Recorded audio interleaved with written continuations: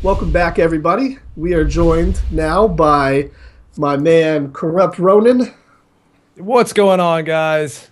Happy to have you here today. Also, supporting the Fragged Nation community and the Corrupt Assassin community, pardon my French. with a cam. Yes, with a cam Yes. this With a time. cam. Finally. Don't We've kill got me. Don't kill me.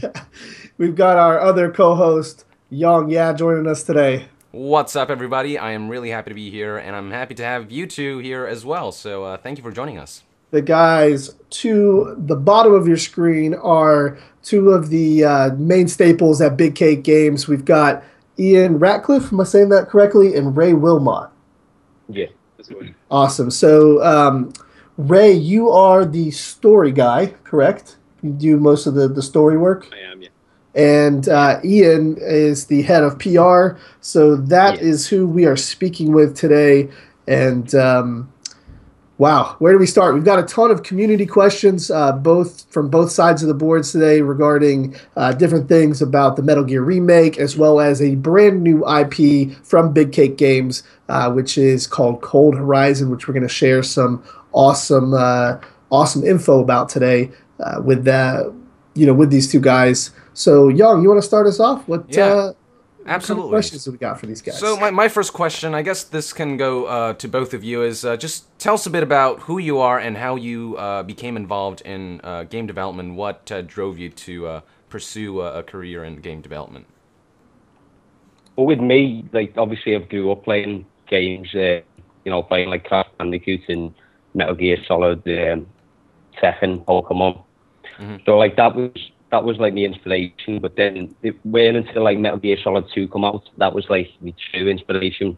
Mm-hmm. Like the storytelling and stuff, like it inspired me. Mm-hmm. But being in Liverpool, in the UK, for those who don't know, there's not a lot of like courses or anything you can get. So when I seen the Metal Gear remake getting advertised, that was my foot in the door really. So I see. And Ray, how about you? How'd you get involved in game development? I know you're a writer, but how'd you get involved with Big Cake Games, and what drove you to game development?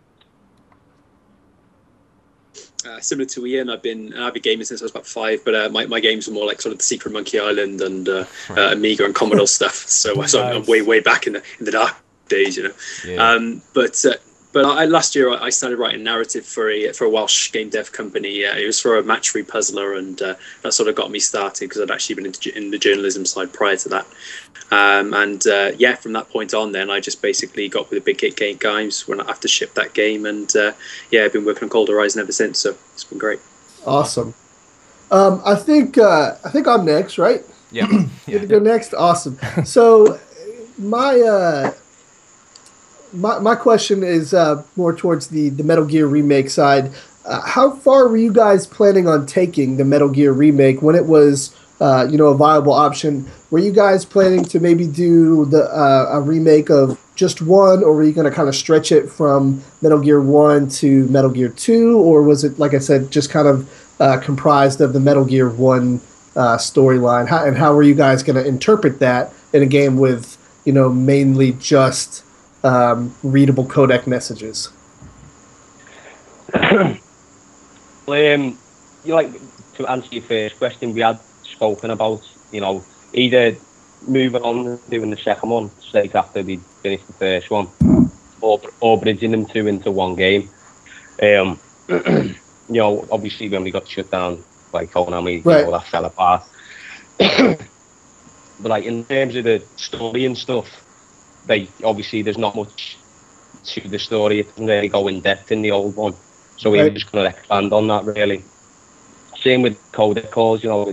I and the writer at the time, Brian Kane, like we started researching like military stuff, and so we were going to include a lot of stuff in the codec calls and that as well. So the story was going to be influenced through the various codec calls that came through, and you guys were going to put your own kind of fandom spin on those items. Yeah, it's like the 1 and 2 where it's just it's starting up movies and stuff like that in the codec calls. We just wanted to make it as close to a Metal Gear game as we could. So right.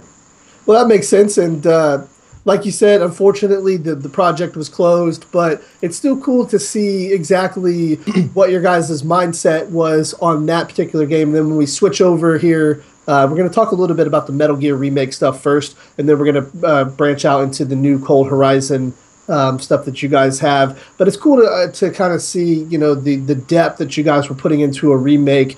Obviously, we're sure that's going to transfer over to, your own IP, if not more. So thank you for answering that. And our next question is coming from Ronin. Oh yeah, my question it pretty much is addressed to both of you guys, but I was kind of curious about whether guys during development of the Metal Gear remake, if you had any sort of close communication with Konami themselves as a publisher, and if you did, were they constantly keeping any sort of tabs on the progress you were making on it? Can you talk about that a bit? It was me who handled all the communication with Konami. Initially, we were contacted by a couple of guys from Japan. Can't actually remember their names though. But ever since then, it was everything was through J4 from Konami UK. Mm-hmm. They didn't really see much of the project until everything that we released online, that was what they seen. Right. But they weren't like overshadowing the project. Like it was like when they first got in touch, they told us to take the mod database page down. Mm-hmm. And then from then, like it was mainly just like a back and forth of like, can we put it up? Yeah, can we not? Right. Right. So it was more like that. But I did actually get a chance to go down to Windsor to meet Konami UK. Oh, awesome! Wow, nice. Yeah. That's pretty cool. Went on a very drunken night out with them, so. Drunken night out with Konami, right there. There you go. I'm sure that's a story within itself. But our next question comes from Yong Yea. Yep, so this is like a two-part question. The first part being, when did you begin developing the Metal Gear remake, and what inspired you to begin this project in the first place? I think it was in May of last year, I think. I could be wrong, like. When actually they started, it was a guy called Glenn Eckhart. Mm-hmm. I seen the project on Metal Gear Solid Forum. Mm-hmm. So I seen him advertising on there, and I'd done like a couple of artworks like in the past. So I submitted them to him and said, you can use these for the game, and he just invited me onto the team, and so. Mm-hmm. Oh, very cool. And for my second part is, how did you go about recruiting the members of Team Outer Heaven or Outer Heaven Productions? Were they people you knew, or did you have to get outside talent? No, we didn't actually know anyone personally. Like, okay. As I said, with the mod database page, that was where we mainly advertised for people. But then once, we started getting in the press and stuff like that, people started coming to us then, like yourself, so. Okay, I see. That's cool. So, thank you. My question regarding the Metal Gear remake is from what we've seen from you guys, the art style was it was different. It was it kind of to me had almost a shell shaded type look to it, but very like stylized, nice looking Metal Gear game. How did you guys come up with that kind of style when Metal Gear itself has a particularly dark palette shade to it, and all of the games, with the exception of Metal Gear 2, which brighten things up a little bit with the orange and yellows. Most of the games are dark and gritty, but you guys had a nice, clean-looking one. What was the decision to go with that art style? Well, none of that was actually finished. We would have added now tops would have looked. We were aiming to try and get it to look similar to Metal Gear Solid 2. Okay. Like on that top. Right. With the cutscenes, we planned to go the Peace Walker route of like the animated comic style. Oh, awesome. That would have been really cool to see. Yeah. Yeah. Initially, like that was our main goal. Like, so we started like hiring and trying to get people who could match Shinkawa's style. Mm-hmm. Eventually, we came across a guy called Shiraz Ali, who's now actually working with us on Cold Horizon as well. Cold Horizon. Oh. Yeah, we can definitely see if we compare some of the Metal Gear remake artwork with some of the stuff that we see with Cold Horizon. We can see his talents and his influence there as well. So thank you for answering that. Ronin, you're next. Yeah. Did you guys, plan to take any sort of like creative liberties with the project? For example, in the satirical aspect with the original game's poor English translation, for example. You guys have any of that planned at Oh, all? yeah, we did want to poke fun a little bit. There's a part in the remake, in the original, sorry, um, with Diane's brother where he said something about sleeping. We were Oh, going to right. use that line and make fun of that. Um, there was, there was a lot of other like little instances which I can't really remember. We want to put in a lot of Easter eggs as well. Like, hang on, can I think now? Yeah, there's a part with because from the Lord that Vulcan Raven was actually meant to Yeah. be out Yeah. in heaven. Yeah. So like would have been parts like where you'd see ravens and stuff like that. Right. So there's like loads of little cool Easter eggs that we wanted to. There's another one actually which I thought was brilliant. Snake actually, like in one of the gameplay sequences, Snake had hold up a guard, Mhm. and he'd ask the identity of Mr. X, who obviously is Big Boss. And the Right. guard had said yeah, but obviously we had Hater voicing it, so he would have said, "Damn it, I was at it again." Oh. So I thought that would have been like Nice. Thank you. Yong, yeah, you're up next, buddy. How much progress did you make with this project? What did you and didn't you finish? And did the game reach playable form? No, it didn't reach playable form. I think we were only like 3 months into development, but the point that we reached, like when we started, getting a lot of attention from the press, and that we actually planned to switch engines. We were going to go to the Unreal Engine 4, so we could make the game a lot better. We actually hired a guy from Ubisoft. He started working with us, and that was his main forte. Like so, that was why we wanted to switch.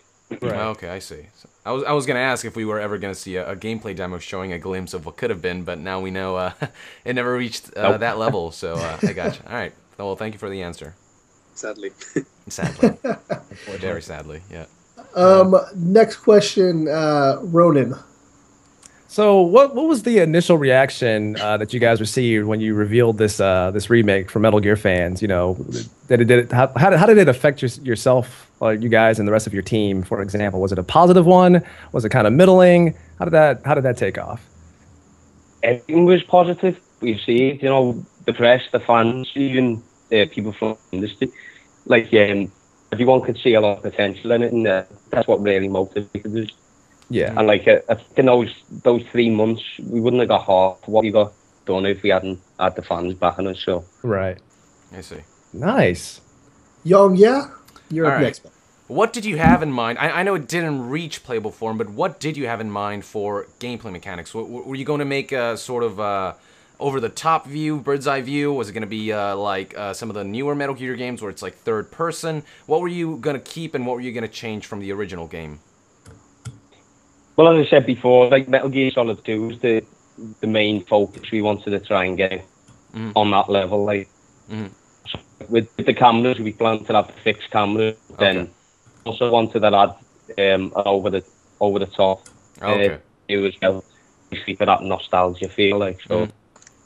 So the camera would like maybe occasionally show like a more cinematic angle, because I know in Metal Gear Solid 2, for example, sometimes the camera pans, like it's not always over the top. Sometimes it pans behind Snake. It kind of shows different angles. So we're gonna have some of that cinematic aspect of it too.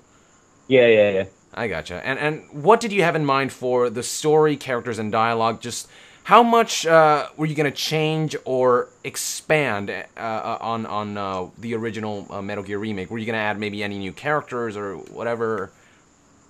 There were some man characters that we'd added. Like, there was an African general in the mission briefing at the start of the game. There was a few others which I can't really remember, to be honest. Some other characters who weren't named, like Diane's brother or Jennifer's brother, we actually did their names, which I can't remember that either, unfortunately. Yeah, I see. But yeah, other than that, like the story, we would have just expanded on it. I don't really think there's any changes that needed really doing, more just expanding on. I gotcha. So like adding some dialogue where there wasn't dialogue, and then the cutscenes and Because Yeah. I read some of the scripts that you sent me because, you know, I auditioned for a few of the roles. And, I saw, like, with some of the bosses, like Fire Trooper and whatnot, originally they had, you know, just, like, one line and then, bam, the boss battle begins. Right. But with your script I saw, you had, like, this extensive kind of exchange between, like, kind of like, you know, with the Metal Gear Solid games where they kind of talk a bit and kind of maybe trash talk each other a bit before they engage in battle. So that was really cool to see. So... well, as I said, like we were doing, you know, we were researching, you know, stuff like Spetsnaz for the maker, stuff like that. So we were researching all of that kind of stuff, wanted to include like little bits of backstory within the dialogue. Right. Gotcha.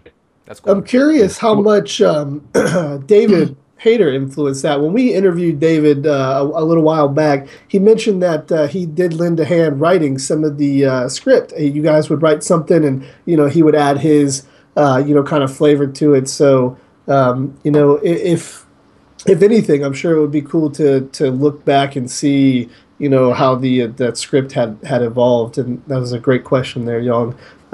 Ronan, you are up, buddy. All right, so yeah, I know you guys.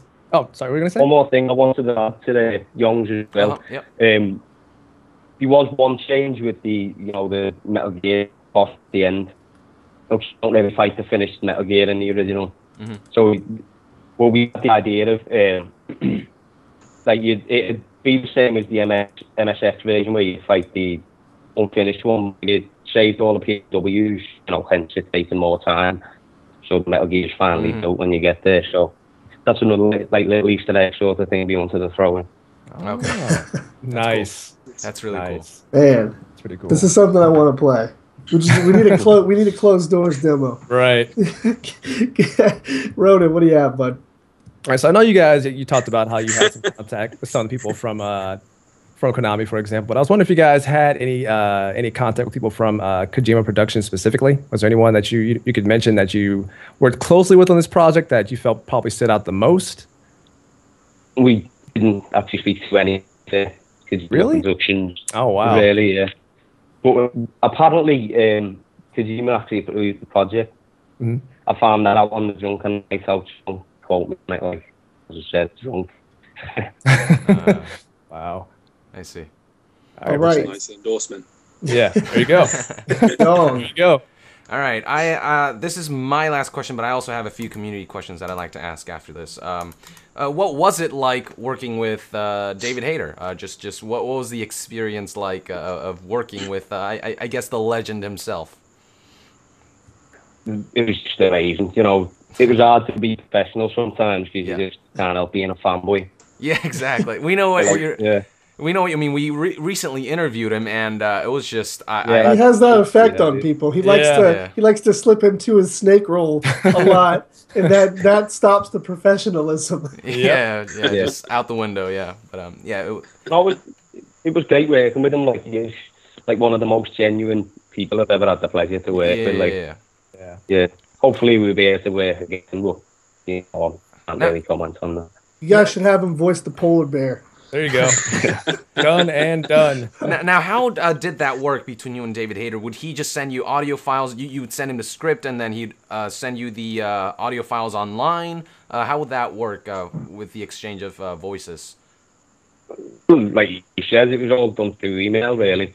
Well, the only recording that we actually got done was, for the trailer. We had a few different takes of it. Okay. So. Gotcha. Cool. Thank you. And the work on the trailer he did was great. That was a fun trailer to watch, and you guys did a good job on that one. Young, I think we're down to your community questions, unless Ronan, you had anything else. Oh no, that's it. Okay, perfect. Okay. All right, Young, your community questions. All right, sir. I'll roll these out as fast as I can. So we got one from Gamchan, YouTube, weird names. What game? A guy on YouTube. Yeah. Could you just specify what game engine did you use for the Metal Gear remake? We started with the Source engine, then eventually, we didn't actually do the Switch, but we planned to switch to before. Okay, and then the Red Boss Gaming YouTube asks, how much did development cost for this game? No, That was Zero? all done in our free time, so it didn't cost Oh. us a penny. Yeah. Oh, really? Wow, that's crazy. Next up is Noxo from YouTube. How hard was it to find voices for the characters that were never voiced before, and how was the process like to choose them? You know, because all of it was in-game dialogue without the voices. So how for the characters that have never been voiced, how was it like casting them? Was it a difficult thing to do? Well, like I touched on before, with like research and stuff, like we'd look at the character's origin and we'd try and get an actor either from that country or someone who could deliver a good accent. Mm-hmm. Some of the characters we'd have ideas for, like Shopmaker. Mm-hmm. I like the idea of like Mickey Rourke's performance in Iron Man. Nice. So I got we'd aim for something like that. But sometimes that could change, and you get like an amazing audition, you'd think, yeah, that'll do. Mm-hmm. So, gotcha. Awesome. Thank you. Next up is the Delancey Throne from YouTube. Besides Metal Gear, what were some of your influences for the project, thematically, artistically, and in terms of writing? Spy movies, obviously. You've got to include them, like the Bourne films and Mission Impossible. Okay. They were really my inspirations. Like, I know the writer, he was into books like The Art of War, Sun Tzu, and stuff like that. So they were mainly our influences, and obviously the games. Right. Next up is the Dark Fox Cannon from YouTube. Were you going to have Big Boss with a prosthetic arm in the game? Because in Phantom Pain, as we know, he loses an arm. Well, we actually wanted to hint at it, but we didn't want to, make it a prosthetic. In the way the timeline is, we don't know whether he's going to end up with an arm like liquid or whatever. So yeah, right. Yeah, so he would have just ordered one back or one that arm. That was the way we were seeing it, like. So would he hide his arm with maybe like a long sleeve and a glove, so you could kind of it could be either way, that kind of thing? Okay. Yeah. That's what I mean. We wanted to stay true to the canon as we could. So. Right. Gotcha. What's going to happen, could be mine. Yeah, I gotcha. Next up is Dirty PMS from YouTube. Is it true that you had Paul Eiding lined up to play Campbell in the Metal Gear remake had the project continued? That was actually his idea.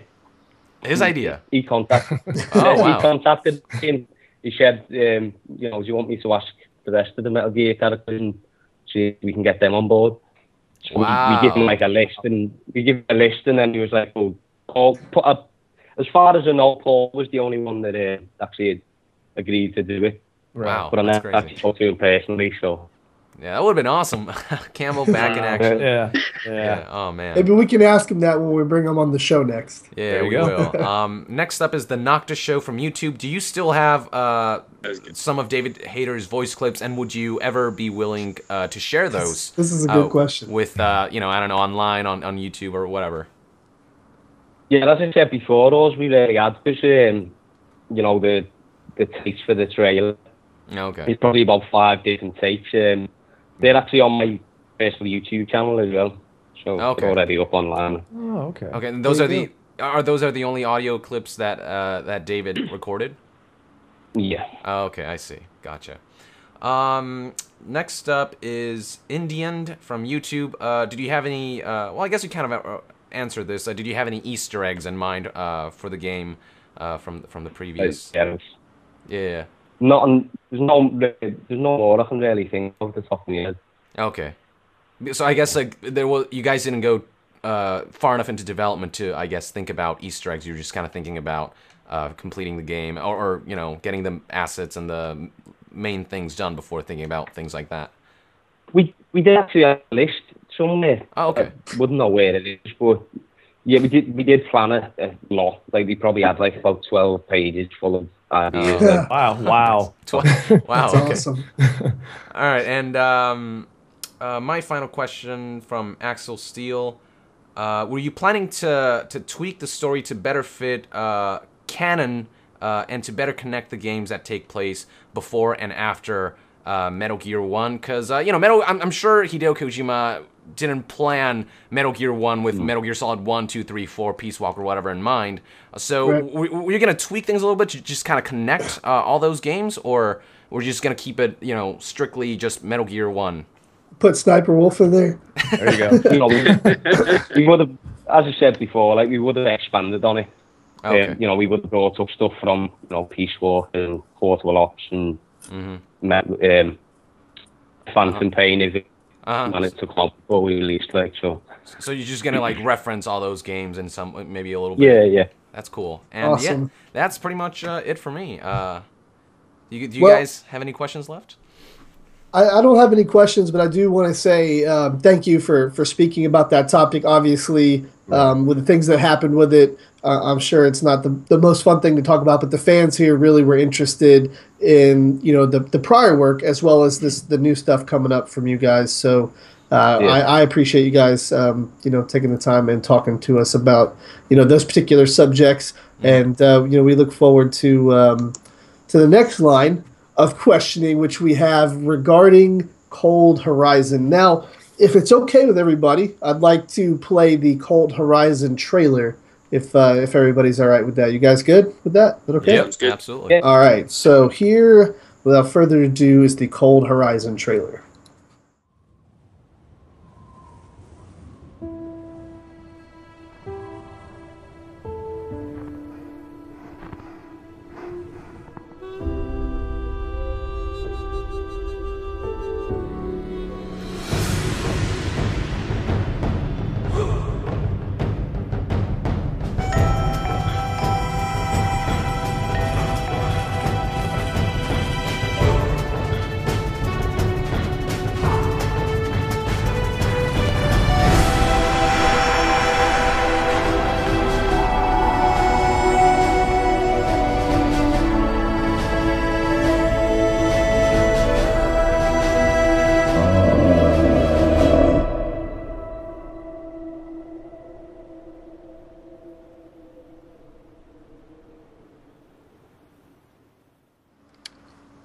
And there we have it. That is the Cold Horizon intro teaser trailer, I guess is what we're going to call it. We don't have any solid gameplay trailer yet.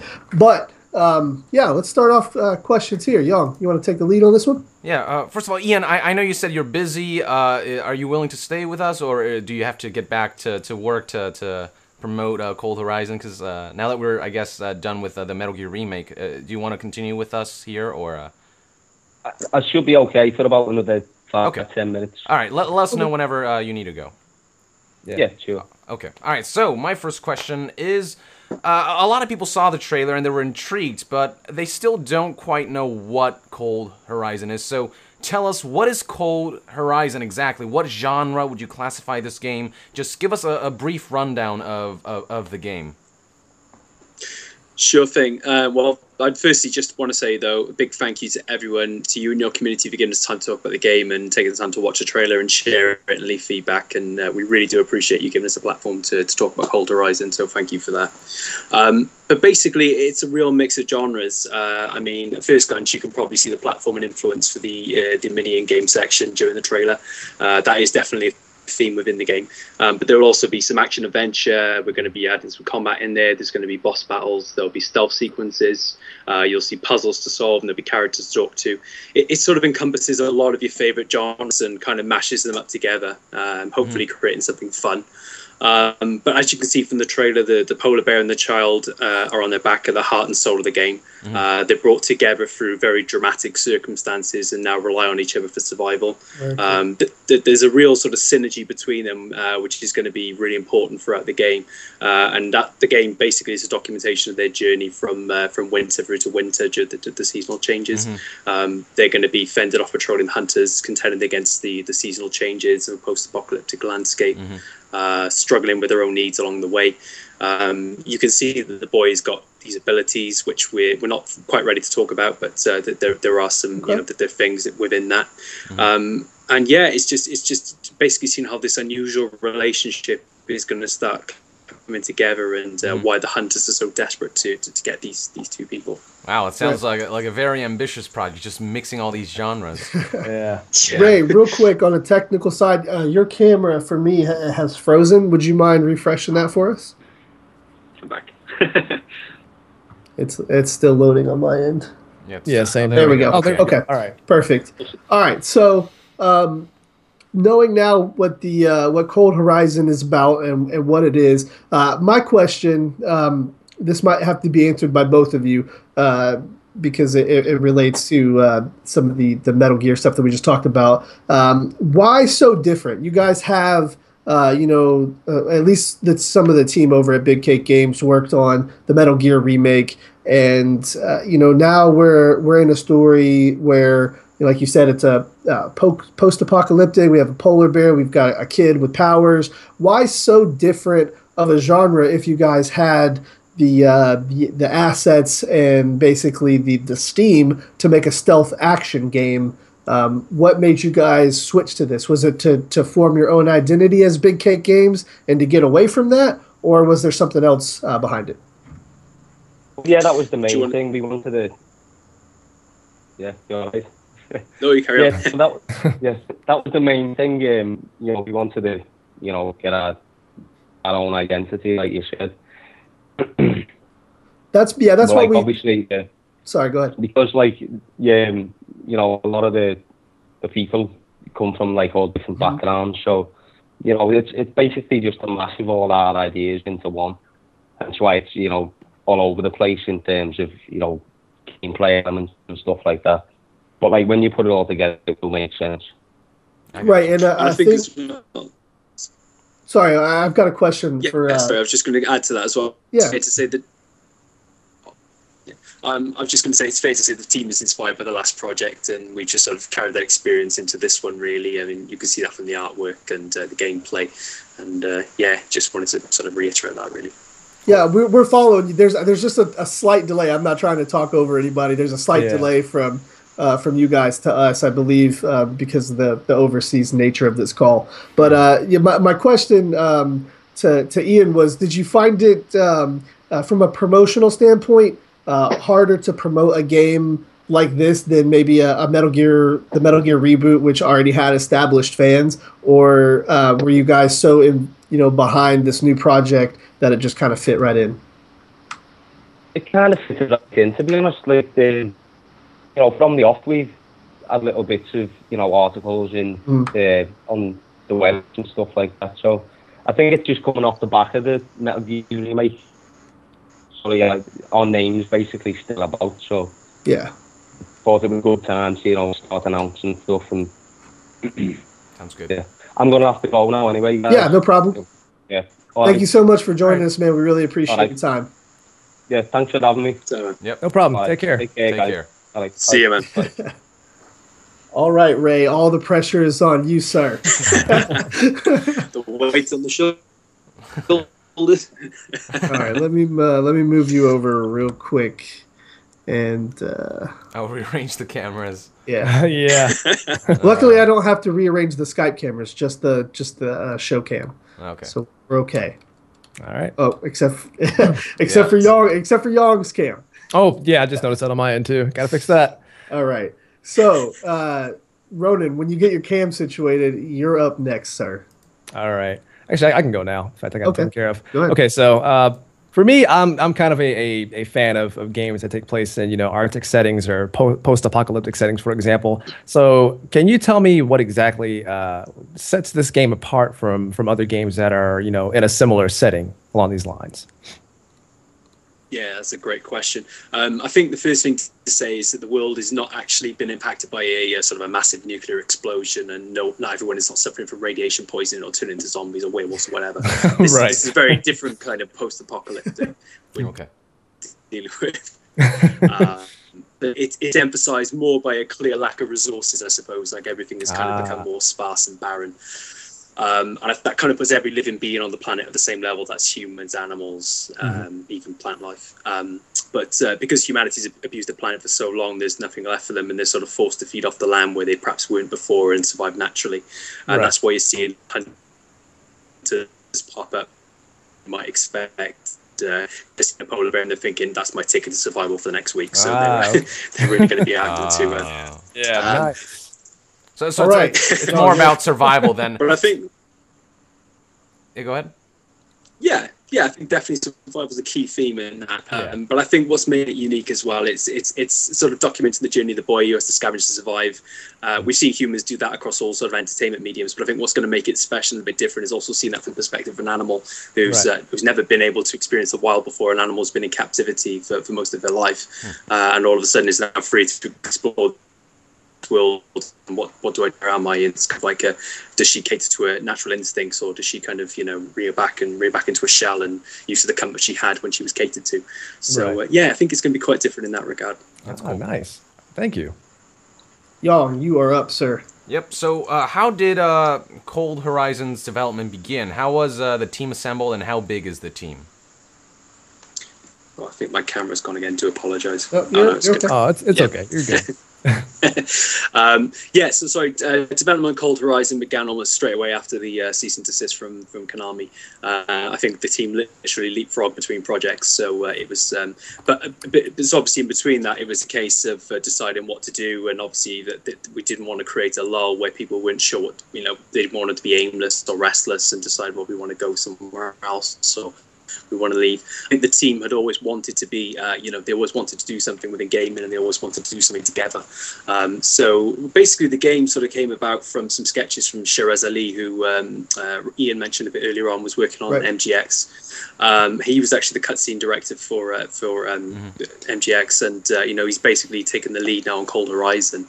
And with that, he's basically his concept art has actually sort of spurred the idea on of just drawing a polar bear and a child, and the game sort of just came off from that, really. And as I say, we're actually about 8 months into development now, but we're still in fairly early stages. We've been trying to sort of develop the narrative and get everything spread and developed and build a campaign, really. Now, speaking of 8 months in development, how far has that gotten you with Cold Horizon? Basically, how far along are you with the game? Is it playable at this point, or are you just still conceptualizing? What stage is the game in right now? It's not playable yet. We're shooting to be playable, I think, hopefully by June. We're hoping to get a playable demo by then of something, perhaps a couple of levels. But basically, the 8 months we've spent developing has been a case of obviously rebuilding the team, because obviously we did lose some people. We're actually now about 10 to 12 strong. Okay. We're getting the character licenses down, building a story, deciding how to launch the title, building campaigns, spreading the word. We've also been working on the mechanics, the levels, how they're going to appear, the backgrounds, developing our subcast. So there's a lot of things that we've been doing, but obviously the 8 months we've been primarily focused on making sure the narrative is right before we really dive into and getting all the mechanics done, because we want that to drive the game. So a lot of the foundation basically is what you've been working on with the 8 months. Yeah, exactly. Yeah. Okay. Cool. All right. Well, my next question actually kind of fits right into that. You spoke about the game being over multiple seasons, basically acts or chapters, and then you talked about some of the gameplay mechanics. What kind of game is this? Is this going to be a game where we're progressing from level to level, or is it a blend of maybe like an open world, like seamless through like 2D side scrolling? What can you give us an idea, like when we're playing the game? Is it going to be broken up into basically mini parts, or will it all feel connected? Yeah, I mean, it's going to be broken up into 5 acts, and each act is going to be represented by seasonal change. So Act 1 is going to be winter, and we're going to finish the game back up in winter in Act 5. And in the midst of that, we're aiming for about 4 levels between each act, but the last level will be a boss level. And it's interesting, you quite illustrated a point about MGX earlier on, and Ian was talking about how they were conceptualizing bosses in that. Right. We're actually going to aim to make the boss and the character interact very, very similar in that Metal Gear regard, having that banter going on and having a real dialogue exchange. We really want to kind of give the bosses a character and a substance, rather than just making someone you kill at the end of a level. Of course. And I think that's something we really want to try and do with Cold Horizon. Is that thing we massively learned from MGX is we want to make a narrative game first and foremost. Okay. And and I think that's probably the So biggest lesson we took away. we can confirm that it won't be a QTE event to kill the boss, right? The game's already got a high score from me then. There you go. Now, just going off of daily, how long do you think the game will be? As far as I mean, obviously this might change in development, but just as far as you can tell right now, how what's your goal for how long you want to make this game? Like each chapter. I think roughly we're aiming for about 20 levels in total. But having said that, the levels themselves are probably going to vary in size. So there will be, I mentioned earlier on, we're looking at puzzle solving as well as combat. And I think there's going to be some levels which are going to be quite more involved with puzzle solving. There's going to be some levels where you're going to have to pay more attention to your stealth. And there's also going to be more that just a bit of a mix of the two, really. So, but we're in with about 20 levels at the moment. In terms of hours played, not sure yet. I mean, it's still a bit early to say that, but we're going to try and make it a good size length. Sounds good. Perfect. Ronin. First of all, I want to give props to your artist team for the concept art that has come out so far. Like I said, I'm a big fan of games that take place in the Arctic environments or post-apocalyptic environments. But my question is, how exactly has the process been, translating the art into actual, 2D, 3D environments into the game? Like, what exactly has it been like an easy process? Have you guys had to, repurpose things that you may have, brought over from the previous projects? How did that go exactly? Yeah, it's been quite smooth, actually. I mean, the director, Shiraz, he's very, very talented guy. He never stops working. I mean, I'll be going to bed at 2 a.m. my time, and he'll still be up. He'll still be working. I'll wake up for work. He's still working. He's a machine in that regard. And but he's also working on sketches regularly at 20 minutes. You say, hey, what do you think of this, guys? This is a bit rough. And we're looking at it and we're thinking, that doesn't look rough to me. So, he's a real workhorse. But I mean, the team themselves, they've worked really well together. And obviously Shiraz his art sort of bring the sort of the catalyst for that. But we've also got Alwira, who's doing our background art, which you've probably seen some clips of that, sort of the frozen environment. Yeah. She's been designing the looks of the levels, and we think there's a nice complement of styles there between the two of them, and she's does some stunning work as well. But in terms of actually bringing that into the game, I mean, you've obviously seen the trailer that was put together by Gus, who's been working on that, and he's done a fantastic job of merging both the gameplay and the cutscene sort of style that you've sort of seen there. Yeah. And the actual gameplay section was put together by our programmers, Prem and Evan, who are also they've managed to take what Shiraz has done and just make it feel authentic to the game, and it's a nice halfway home between a cutscene and nice. Sorry, you got caught off in that last part. You said it's a halfway point between a cutscene and a. Oh, sorry. It's sort of the halfway home we feel between like a sort of a cutscene and sort of the concept art that we've created for the game. Yeah. So we feel it's somewhere in the middle and it really sort of, it feels more authentic to a game, I guess. Gotcha. Perfect. Gotcha. Yong. So my question to you, you gave us a bit of a synopsis for what Cold Horizon's setting and story will be, but my question to you is, what kind of story are you trying to tell with Cold Horizon? Like, why a polar bear and a child? What made you decide on these two entities as the driving force of the story? And what kind of story are you trying to tell with these two very different kind of species? Mm-hmm. Well, I think friendship is going to become definitely the heart of this story. And I think finding the friendship and a bond in a place that you probably wouldn't have believed possible. I mean, it's when it seems like the world is against you and everyone's at your back, you find courage and compassion in a place which seems like a hopeless place and seems an impossible situation. And obviously these two characters are not meant to be friends. They're not meant to ride together or protect one another. But that's what they're doing. They're sort of giving themselves to one another is because they know alone they probably wouldn't last long out on their own. But together they're stronger. And I think to me that they've actually found a friend in one another and they trust in one another. And I think it's for a polar bear and a child, we felt it was mostly uncharted territory, and we want to kind of explore what that relationship, where it may stem from, where it could lead. Polar bears are really fascinating, graceful creatures, which I love to watch them. I love watching programs about them. And I think for Ira remaining in captivity for most of her life and never having the opportunity to rear a cub, this would be sort of her way of being like a mother to this child. and sort of how that relationship would be governed and how it could play out potentially in these sort of supernatural circumstances.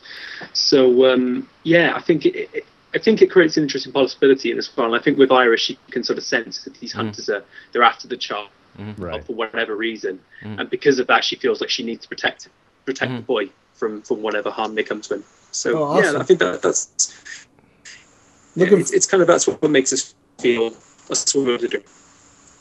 I'm looking forward to seeing the story behind this reminds me a lot. I don't know if you guys know about I think he's called the Lion Whisperer, where he actually he interacts with lions. Like he legitimately goes up to lions and he like hugs them and pets them, and they love the guy. And I kind of know what you mean by finding, I guess, like a friendship in the most unexpected places. So it'll be interesting to see how that works out.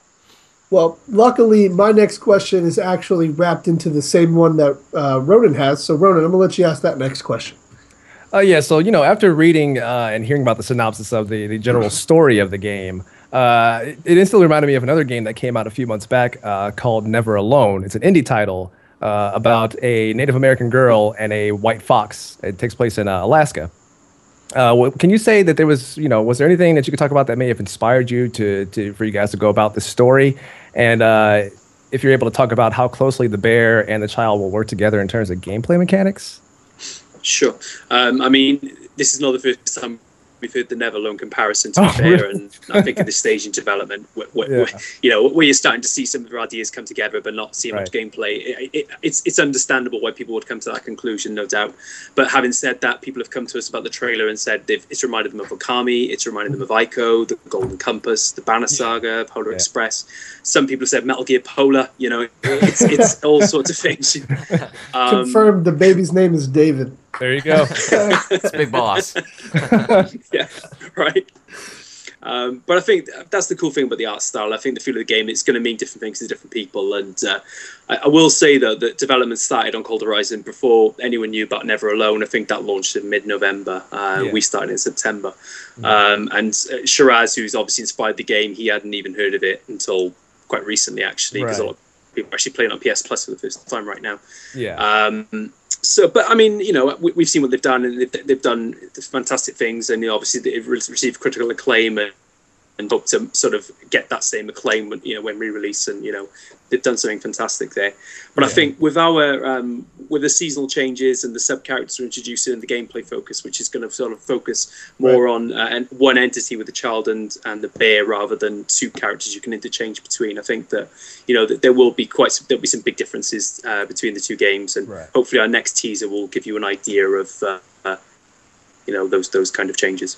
Is the game itself going to be strictly a side scroller, or will we see any kind of other elements to it? Yeah. I mean, I think side scrolling will probably be the main feel at first. However, with the I mentioned stealth and combat and boss battles, I think that you're going to see different perspectives as you're going through the game. Okay. But I mean, it's going to be. Yeah, side-scrolling will probably seem like the predominant theme throughout, but there will be things that we'll be doing as well, which will be slightly different. I asked that because when we were speaking with Ian, Yong brought up a good point about the camera angles being brought into the Metal Gear remake, and I'm curious maybe if we're going to see shifts in camera and perspective where it will still technically be a side scroller, but maybe the camera shifts to give better angles to tell your story better. Maybe zoom in and out a bit from on occasions as when you go in a cave and then it zooms in or something. I don't know, just any variations in camera that we'll see. Yeah, definitely. I mean, we're still thinking about certain things to add into the game, but we've thought of some possibilities that would work well with what you've just said, and we're considering those definitely. Now, to go off on what Daly asked about gameplay, in the trailer we saw kind of the bear side-scrolling a bit with the child. Was that actual gameplay, or was that just a representation of what gameplay will look like?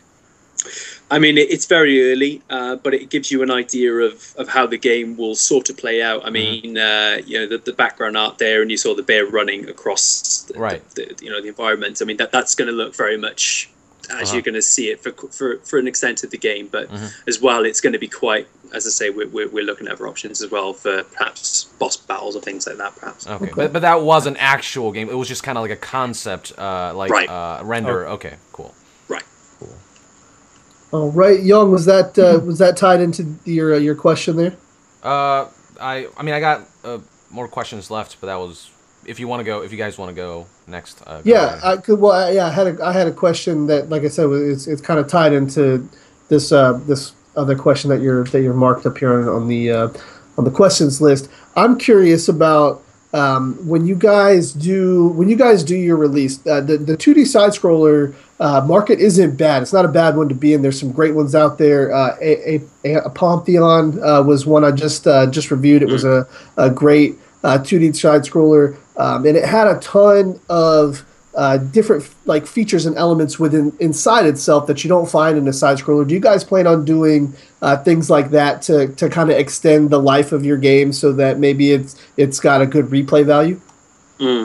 Yeah, I mean, we're looking at possibilities, but as I mentioned with the seasonal changes, I mean that the child's powers will change for every season of the game. So every season they change? Yeah, so there's awesome. going to be 4 changes throughout the game. Obviously, because winter to winter, in winter the child will revert back to what he started with. So yeah, and those changes they can impact the game in different ways. So from a puzzle perspective, from a combat strategy perspective, from other perspectives within the game, I think it's going to hopefully keep it quite fresh throughout. And at the same time, hopefully, when you come back to Act 5 after Act 1, and you've sort of mastered the winter abilities, because it's going to make some big changes at the end. Do these powers stack on top of each other, or do they just completely change? Like you won't use the powers from winter in summer, etc. Yeah, they'll completely change. Okay. So basically, everything you did in winter will be you'll have to relearn effectively in spring. Okay, gotcha. Nice. Ronin, your turn. This is actually my last question of the interview. So, without going into particular spoilers about the game story, can you at least confirm that the player's heartstrings might be pulled at some point to draw some sort of emotion at some point in the game? Yeah, I mean, well, the setup of the game is already pretty sad. I mean, you control an ex-carnival polar bear who was stolen from her parents when she was a cub and has been left to rot in a cage for years when she was surplus to requirements as a carnival's feature attraction. But you're also controlling the small boy who's seemingly been split from his family and relying on the polar bear to get him to safety, and that's his only friend in the world. So I mean, there's some sadness already there, but we think it's going to be a pretty, I think the journey is going to be quite intense. We're going to have day 1 weapon DLC, right? Naturally. Solid Snake baby costume DLC. Yong Yea, everybody. Yong, what do you have next? All right, so something that really struck me when I was watching the trailer was the soundtrack. I actually found a bit of Asian influence in there. I could be wrong, but just going off on that, what cultures did you draw inspiration from for just the setting, the soundtrack, the art style, the story? What cultures did you draw from? Yeah, I mean, Chris and Alex are guys. They've actually caught a variety of styles in that trailer. I mean, Chris has actually got he's half Filipino, and Alex, he's not half Filipino, but he owns many flutes he's brought from places he's visited, like Thailand and Bali, and he's also got a log drum from Africa as well. So it's pretty decent. But yes, Alex used the Balinese gamelan. I think I've pronounced that right. Apologies if I haven't. They also use the duduk flute, although that's Middle Eastern. But Alex collects ethnic flutes from around the world, and he's been using that in his score. And you definitely did detect some Asian influence in there, and you probably will again in future scores when it comes to looking at the game, because the team are looking to draw from a range of cultures with the game due to it to sort of help emphasize the unity between the two characters, I guess, and to help you get a feel for that. Cool. That's awesome. Good detective there work, Young, on checking that out. Now, my last question, because I didn't hear it, I'm culturally inept, I guess. My last question is about the story itself. We've talked all the way up, we've been talking for about an hour. and we've heard a lot of good stuff. But my question is that when we play this game, obviously we're going to try and get from one season to the next, and there's going to be a story in there. But is it going to have depth and detail to it? Like, is there going to be a reason why this child has powers, and is there a reason why the polar bear didn't just eat it? And, stuff like stuff like that. Is it going to be in depth like that, or is it just going to be because? Yeah, no, I think we've got I think we've got something that's quite fresh, and we definitely got a reason to sort of explain how this unusual partnership has worked. As you say, it's Okay. well, yeah.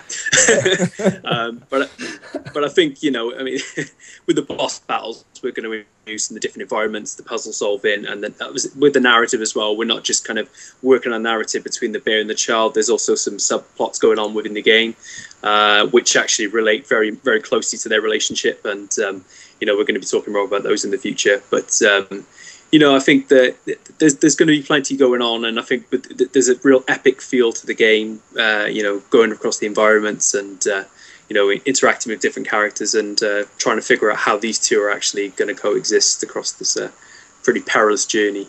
So. Awesome. Well, I'm looking forward to seeing that. I can already guarantee you that my man Korrupt Ronin over here is probably going to be live streaming that when it's available. Yong, did you have Awesome. Yep. Did you have another question? I have one last question for you. Tell the folks out there why they should look forward to this game. What makes this game unique? What separates it from everything out there? Why should they get their wallets ready for this? I mean, it's easy for me as a lead to come on here and just gush and big up a title and try to sell it to you, but I'm an ex-games journal myself, and I've played a lot of games in my time, and I actually became attracted to this project through the art style myself, and I've come into it, and now I've seen these guys working. I really do think that they have actually got a special foundation, and I think that there's something really interesting and different about this project, and I think that relationship and that bond is going to stick in people's minds, and they're going to be wondering to themselves how this is possible, and how they're actually going to survive this environment. And as I've already illustrated about the boss battles and the environments and the puzzle solving, there's a lot to the game. So I'm looking forward to sharing more with you guys, and I really do think that it's going to be one worth watching. Sounds awesome. Well, thank you so much for joining us. Maybe we can have you back closer to launch time. And, we'll check on the progress of the game and, see just how far you guys have come. Now, for those of you who are still here, there's, I think, about 115, something like that, left here. We've got some exclusive things to look at and go over. Are you still okay with time? Can you still hang out with us for a little bit? Yeah, sure. Okay, perfect. Awesome. So we're going to go through the stuff that was shared with us, and we'll let you kind of talk about each one of these I don't know if they're just concept. I haven't even looked at them myself, just to keep the anticipation up.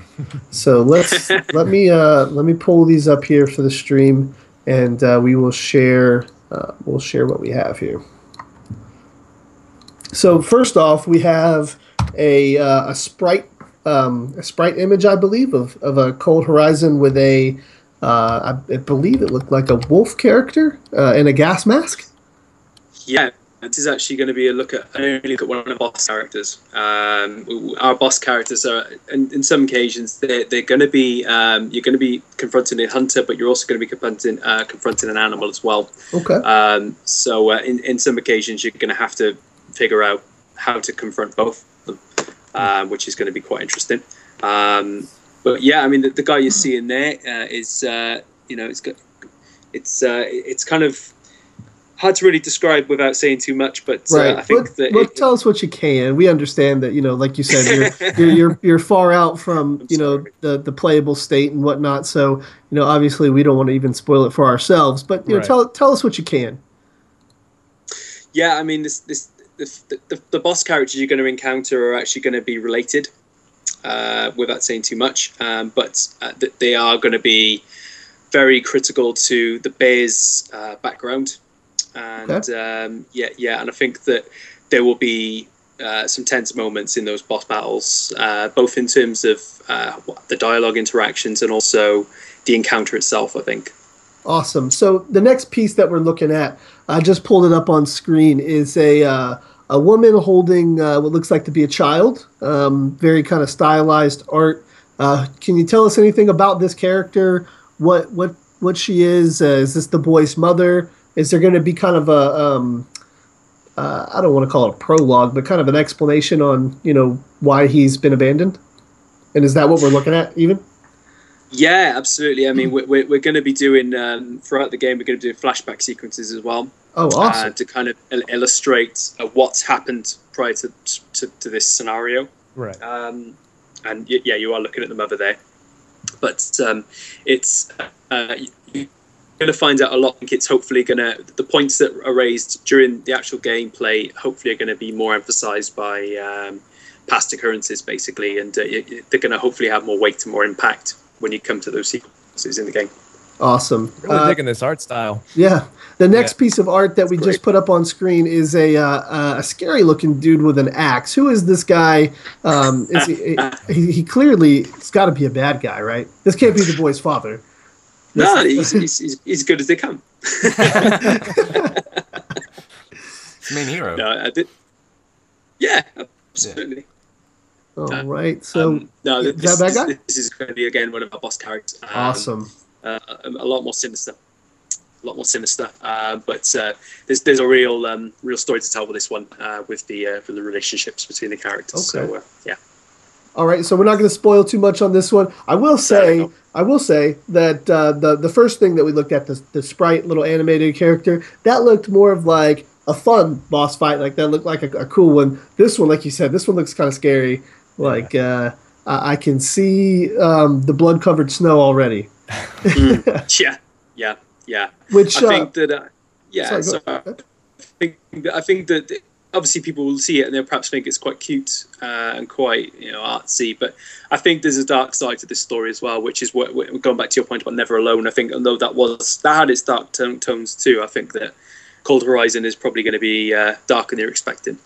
Yeah, that was going to be my next question in regards to some of this art, because as I said, this is my first time seeing it, so I didn't include this question in the sheet that we sent you guys. But what are we slating this game for a rating for? Is this going to be a mature game? Good question. I don't think it's going to be. I think we're probably looking. Yeah, it seems like it could be a mature game. Obviously not. It obviously is clearly not going to be so over the top, but some of this art style and stuff. Well, I mean, you're not looking at.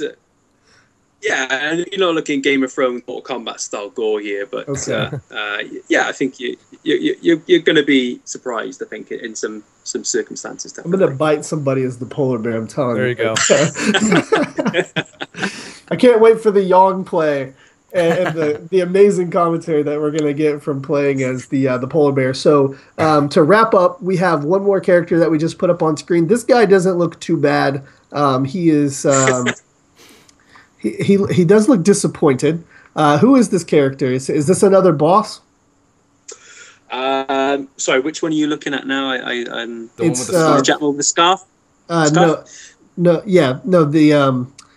guy with the scarf and the cane. Okay. Now this is, as you say, he's not too bad. This is the father character in the game. All right, well, I'm going to rearrange this. I'm going to put the mother next to the father. Oh. Cold Horizon making connections. All right, yeah. So tell us what you can about the boy's mother and father. Is their story connected to the polar bear in any way, or is that kind of after the fact? Oh, definitely. Yeah, there's going to be a real connection there. And I'll just simply say that the father was a ringmaster at the circus at the time, and leave it at that. There you go. Yong Theory videos coming out. Yeah. There you go. And last but not least, I forgot we did have one more. We've got a guy in a suit and tie. Who is this guy? He's got he looks evil. This guy could be bad. This could be a bad guy. Yeah, he's an interesting one, isn't he? He's sort of like, you look at him and you think, is he not? And I think that's definitely what we've gone for with him. Okay. He's the this is a G-Man. great, yeah. I guess you G-Man. could say Cold Horizon's version of a G-Man. Or Gray Fox, neither enemy nor friend. There you go. Well, I appreciate you sharing this art with me and Yong and Ronin and the rest of the stream here. This stuff looks really cool. I'm into this kind of stuff, which that's why I'm sorry if Ronin and Yong, if I didn't let you guys get in here and ask any questions. Feel free to do that. I just kind of my nerd side kind of escaped real quick. I love this kind of art with story behind it. Just looking at it, I'm satisfied. I'm like, this looks great. This looks amazing. The artist is very talented. Do you mind if I throw a question at you from the chat real fast? Yeah, let's do it. People are wondering if this game is. Do you guys have any plans for multiplayer, like co-op, for example? No, not this time. No, it's as I sort of said before. It's a single player game, but it's going to be the bear and the boy are going to work together, but they're going to be doing different things. So they will have a different impact on the environment and the story. Okay. But it's single player. All right, thank you. All right. Well, did we have anything else for? Bless you. Oh, bless you. Did we have anything else for Mr. Wilmot from Yong? I'm good. What about you, Ronin? That's it. Mr. Wilmot, do you have anything to say to everybody watching? I believe there's 100-something people here watching. Then obviously, when Yong puts it up on his channel, it's going to get the Yong style views. So if you have anything to say to the fans out there, or anybody watching this video, I just want to say thank you again for giving us this platform. And it's been really interesting reading your feedback on the trailer. I just want to sort of, pay attention to the website. It's www.bigcakegames.com, and just say a big shout out to the team, Alex, Chris on the music, and Shiraz for the arts, and Ian for the PR, and everyone else who's worked on it, Alwira and Prem, everyone. It's everyone is just working together, and we really can't wait to share more with you very, very soon. Thanks, awesome. guys. Well, we're definitely going to be keeping an eye on this one, and I know I speak from everybody at Fragged Nation when I say thank you for joining us and taking time out of your day to be here and share some of the stuff that it's not really shared anywhere yet. I mean, I believe Yong said some of these things were exclusive, debuted here today, so. Amazing. Thank you guys for giving us that opportunity to share this kind of stuff with all the loyal gamers that we have out here, and with the Hitbox community as well as the Korrupt Assassins and the Nation over at Yong's channel. I'm sure everybody is going to be keeping an eye on this. As you said, bigcakegames.com. Yeah. All right. So that'll be in the description of the video, I'm sure. And thank you so much for joining us, man. And we look forward to having you back here on the show shortly. Absolutely. Thanks a lot. Appreciate it, guys. Thank you. Have a good one. Yep. Take care.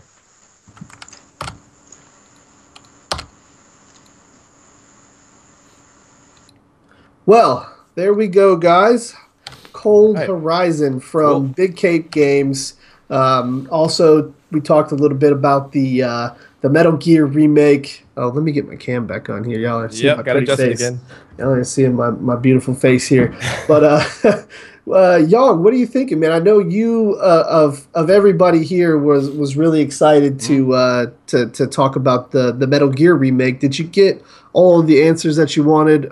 And how are you feeling about the shutdown of the project? Yeah, I got a lot of interesting answers. I do wish the audio quality was better, because I couldn't understand a lot of... I'm going to ask for subtitles, and hopefully I'll put that in the video when I upload it. I'm going to ask Ian if he can look through the footage and just let me know what he said in certain parts, because there were some parts that I'm sure he was saying something important, and I was like, I don't know what he said. I think it was a mix of the accent and I think the headphones that he was using, and then I think the both distance, like the internet. I think both of these guys are from overseas. Yeah, they're all from Europe. From I'm not exactly sure where, but they're pretty far away, so that had a lot to do with it. But what I could understand, it was a lot of interesting answers. I mean, it was unfortunate that the project was shut down. I feel like they had a really interesting project going here. They kind of knew what they were doing. They were definitely fans of the Metal Gear franchise, and just what they were planning to do with connecting everything. And obviously, it's a sensitive matter when you're tweaking what's already established, you know. So Right. I'm sure some fans would be against that, but I personally, you know, it's a remake and it's a fan remake, and I'd be totally fine with them kind of doing their own thing as long as it's within the bounds of the lore and as long as it is Metal Gear. So yeah, it was interesting to hear all the things they were planning to do with it. But unfortunately, we couldn't get any like gameplay footage or whatever because they didn't get to that point, which is unfortunate. Unfortunate, bittersweet. You know, we got some new intel, some new info, but also just knowing that the project will never get done. You know, it's kind of disappointing. I know that's so disappointing. I really wish they would have just went ahead and did it anyways, and just kind of like, you know, kept it a, you know, closed doors fan thing. Like, I don't think that technically breaks copyright laws if you're not making money off of it. I mean, that would be the same. I don't know how that works. I mean, he said it cost $0. That's what he said. Right. So, exactly, and that's kind of my point. Like, I think like when people like us, like Ronin, who plays games on, you know, on stream, and you who makes videos, you know, regarding games and stuff, I don't see that as any different as creating your own fan remake. As long as you're not selling it or branding it, I don't see why or how it could be closed. Maybe they just did it out of mutual respect for the company. Yeah, for me, it's like if you draw an artwork for you know, character in Metal Gear, is that artwork, you know, illegal? Like it shouldn't be, right? So it's the same. Exactly right with that. When you're making just your own fan game, it's the same thing as just kind of drawing, you know, your own Solid Snake. It's a different medium or whatever, right? It's a different medium. So for me, it's I don't see how they are justifying. I really they have their reasons. reasons. They have their reasons for it. Yeah, I'm sure they have their reasons. But yeah, I don't feel like it's something that's justified. I feel it's really unfortunate, but it's also good to see that they're respectful enough of Konami and the work that they do, that they're willing to, you know, shut it down despite all the work they put into it. I'm curious that if this, let's pretend that the game didn't get shut down and it didn't get as much hype or as popular as it did at the time. I'm wondering if, with all the things going on at Konami right now, if it would have got popular at this stage, if they kind of might have not even cared or looked at it because they're dealing with their own internal things, right, and stuff like that. So that's a curious scenario where maybe, you know, a couple months down the road, Konami might have not even, you know, pursued it, but at that time, you know, they were steady working on, you know, Metal Gear 5, and you know, they had all of these plans, but now with all of these mix-ups and the stuff with Kojima, I'm curious if they would have even cared at this point, right, about it. But something to keep in mind is he specifically noted that they were in contact with Konami UK, and I'm wondering, from what they said, that Konami UK was completely behind it. I'm wondering if it's just the people in Japan that were like, no. That's probably what it was. Yeah. The folks over at Japan are definitely more strict about you know, the property, and the people who run Konami are in Japan. Konami UK is kind of a subsidiary of Konami. Like Konami Los Angeles now. Right, like the Kojima Productions LA, which is now Konami LA or whatever. So Konami, like, Japan runs everything, and they're definitely more weary about what fan whatever gets released and whatnot. So it's definitely Japan. I'm pretty sure. There you go. I got a pretty feeling it is. I got a pretty good feeling it is. Yeah. Advice for me is, if you're making something cool, never share it with anybody. Okay. I guess they needed a lot of they needed voice actors. They needed people to contribute because it was such a big undertaking. That's why they kind of had to like.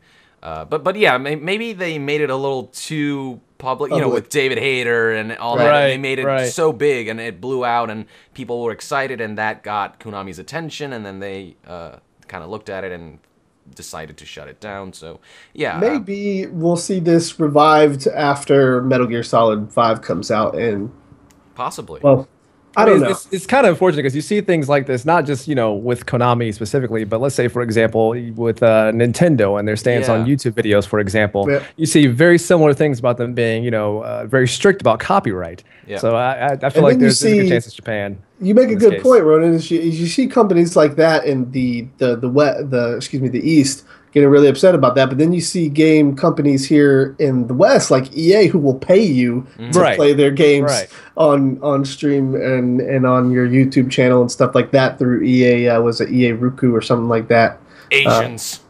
Yeah, they don't. Damn Asians. They don't want to share. But regardless of that, Cold Horizon looks like a very unique game. And coming from me, anybody who watches my stream and knows Fragged Nation in general, mainly my focus there is shooters, competitive games, things like that. It takes a lot for a game that's not those games to interest me, and this one seems kind of interesting. That's why I've got great people and great streamers like Korrupt Ronin and the rest of the Hitbox Fragged Nation TV staff that you can see. But if you click the Fragged Nation TV button underneath this video, you can see all of the other streamers that we have. But that's why I have those guys, because I play the boring shooter. I play the Call of Duty, stuff like that. I don't know who Steve Blum is. That's why I've got people like this around me to do that kind of thing. But this game kind of is interesting to me. And like I said, as soon as I opened up the exclusive concept art that you sent us, Young, the curiosity just peaked. Like, I want to know who this guy is. Yep. I want to know who this lady holding this baby is. Young, tell us how you're feeling about Cold Horizon. Are you and give us your honest feedback. Are you hopeful for this game? Are you excited for it? What do you think about it? I am honestly intrigued, but I wish I personally think that it was unveiled a bit too early, because one of the big complaints is that people just don't know what this. It looks intriguing, but is it gonna play intriguingly?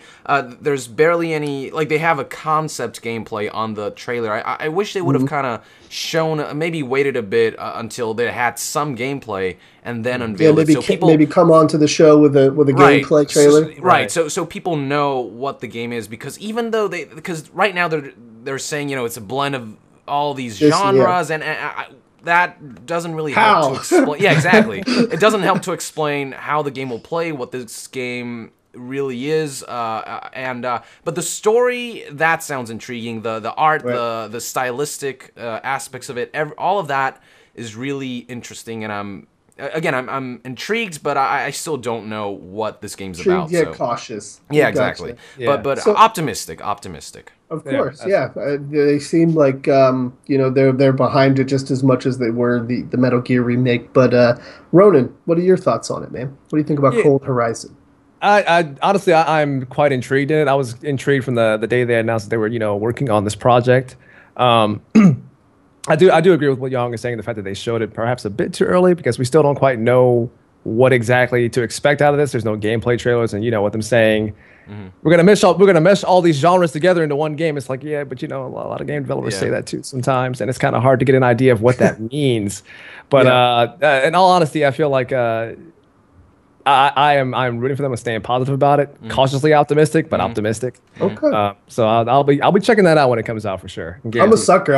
When Call of Duty says they got something new this year, I believe them. So I believe these guys. I believe these guys. 100%. I really hope. I think Young had a great point there. Maybe the next time they come on the show, which I'm assuming they said they're aiming for June, I believe is what they said. Gameplay, probably around E3 time. So I'm saying that we have them back, and if you guys are still watching, Ray, I don't know, I know you left the Skype chat, but if you're still watching, maybe come on to the show and debut a gameplay demo. We'll play it here live on the show. We'll get some some more people in here. I believe when we first started out, we had 170 something people here. We can promote it a little more, and we can make a debut here on the show for your gameplay. I'd love to do that. I'm sure Yong would love to see that, and Ronan, being the gameplay guy over here at Fragged Nation, I'm sure he would love to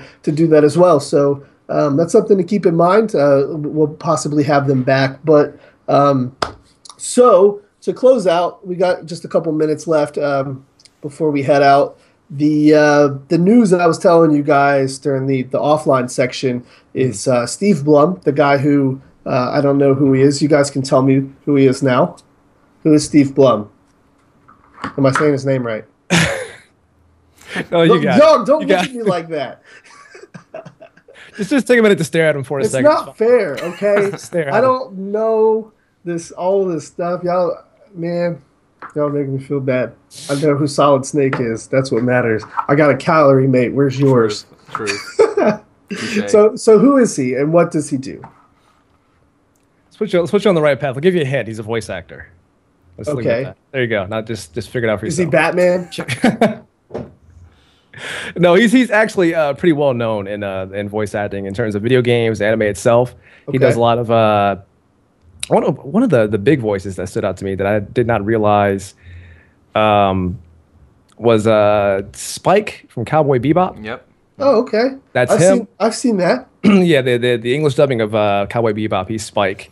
I believe he was in, I want to say, Bulletstorm. Might have been the main character for that too.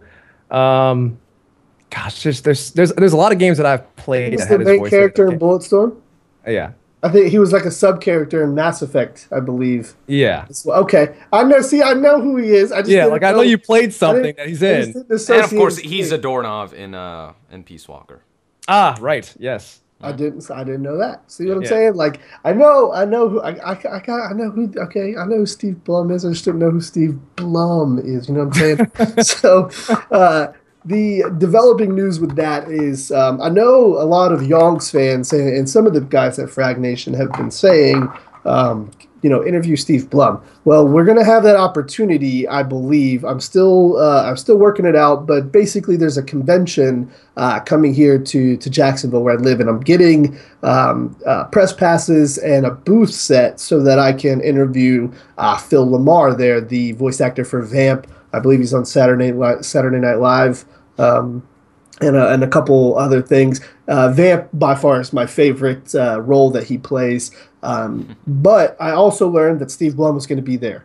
And so I'm hoping to have either them one after another on the same day or spread over 2 days. And that's going to be it's going to be May 8th through the 10th, I believe. When the convention is going to be here, and that will be a live interview. Like I'll be like this, and then the person will be right here, and then Yong and Ronin will be over here. And Daly But will I'll- be drooling. It'll be great. It's just Yeah, slaughter all over I'm the place. gonna ask Phil Lamar to stab me with a sword, Nice. Nice. so that I can live like Raiden. So that's that's what we've got coming up. Also, for those of you who are just tuning in or were late, we've got a possible interview with Stephanie Justin between tomorrow and the 30th. I'm hoping she doesn't come and message you tonight, Young, and be like, all right, tomorrow. Tomorrow, yeah. Now. Right this very second. Right. So we've got her possibly in the next couple days. Paul Eiding just messaged me on Twitter last night and got my Skype information. So we're working with him. Mark Meir, working with setting up an interview with him. And then Lori Allen actually tweeted back Frag Nation and Yong Yea on Twitter saying that she is still interested in the interview. She's just doing some things right now and she's a little bit busy. So more interviews lined up for you guys. More amazing content from Yong, Ronin, and myself. And guys, what an interview! It was a good. Oh yeah, yeah. It's a little different interviewing developers than voice actors. It's more it's more game and information related rather than getting to know Like the person. experience. Right, but like I said, we covered two great topics today. Make sure you check them out at bigcakegames.com, as well as check out Korrupt Ronin on hitbox.tv/Korrupt Ronin, Yong Yea on youtube.com/c/Yong Yea. And if you are feeling generous and you want to help support us, visit our sponsors, guys. The guys that make me be able to be here to run these interviews and to set things up. We've got Gamer Mods controllers, providing the controller that we played today, Mortal Kombat, and Siphon Filter. Man, Ronan, please go play Siphon Filter when we're done. I want to watch somebody play that. I want to watch somebody play that game. All right, just remember that when you're playing, These are your feet. This is how you strafe in the game. They've got 2 buttons for strafing, which is awesome. Steel Series headsets and keyboard for hooking us up with the gear. The guys over at SuperCon 2K who actually let me know about this this upcoming convention with Phil Lamar and Steve Blum, and No Scope Glasses, who provide gaming glasses for all of you gamers with vision problems. So with that said, Ronin. Hold on, before I get that, just real quick, the chat is like losing their minds over getting Yon to say Mr. Sexy Vampire. Okay. They are losing their minds. There was a guy who literally tagged me in a post on the David Hayter interview who was mad at me for not telling you that he wanted you to say that. So can you do that for us? Oh yes, Mr. Sexy Vampire. Very sexy. Mr. Sexy Vampire. There you go. Are they happy now? That's what we aim to do here. We want to make everybody happy, man. We're not one of those. We're not that show that comes on and we don't mean to ignore you, but you gotta remember that chat's scrolling like a billion miles an hour. So we can't answer everything. I really tried to though. Yong even messaged me one day on YouTube and was like, or on Skype and was like, you don't have to respond to everybody on the YouTube. It's okay. I get it. My bad. Ronin, time to sign off, buddy. All right. Thanks for watching, guys, and thank you for the support. This is Korrupt Ronin telling you guys to stay classy, stay sharp, don't do anything I wouldn't do, and I will see you all next time. Check out his stream. Are you streaming today, Ronin? My desk. Let's see what time is it. Probably not today. I'm gonna try to get things set up for tomorrow's stream, so I'm done for the day. Okay, perfect. Well, check him out tomorrow. He'll be live. From me, guys, thank you very, very much for coming to check out the channel. If you're not already following us, please leave us a follow. It helps out tremendously. If you'd like to help support the stream, keep us coming back, consider hitting that subscribe button. And Yong, it's my favorite part of the end. Thank you for tuning in, folks. I'll see you guys next time. Yong out. There you go, guys. Yong's out. We're out. We will see you guys on the next show. Thank you so much, and y'all have a great night.